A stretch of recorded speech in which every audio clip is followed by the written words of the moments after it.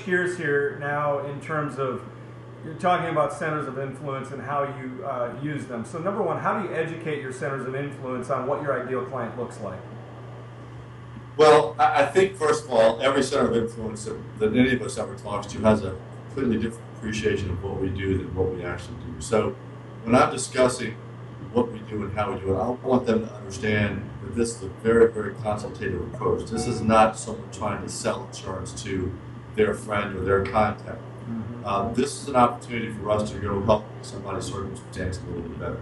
So as I discuss with our centers of influence what we do, I want them to come with a feeling that we're the type of business that they can entrust to their contacts to give them utmost good care and to really help them reach decisions to whether or not they want to look at a different way in their insurance program as opposed to buying an insurance policy. Right. So that's a fine distinction, and it's one that I think makes me more proud of what I do, because I do think that what we do is important. But I also think it tells that coin that this is not what I'm used to hearing from insurance agents who just want a phone number and a chance to go pedal. Right, right. This is deeper, we're more in-depth in terms of loss control, risk management, and audit, assessment, all those sorts of things. They're not used to hearing that. So as you talk to clients and they hear that, they get a whole different perspective of where we're going. I think it makes the conversation much easier. So with that in mind, how do you avoid getting that bad referral, or what do you do when you get a referral that's not quite what it needs to be for you? Well, it depends on when you can shut this down. I mean, if I get a sense from talking to the client that they're going to go into a bid situation, we'll kindly just pass on it, which is hard to just favor. So if it's very apparent when this guy's looking for a price, we'll say maybe we're not their guy. The problem is you don't find this out until you get into the meeting with the person who was referred to. Then it's a little bit more difficult. You know, Bob referred you in, and now you're giving me a different line. Right, what do you do?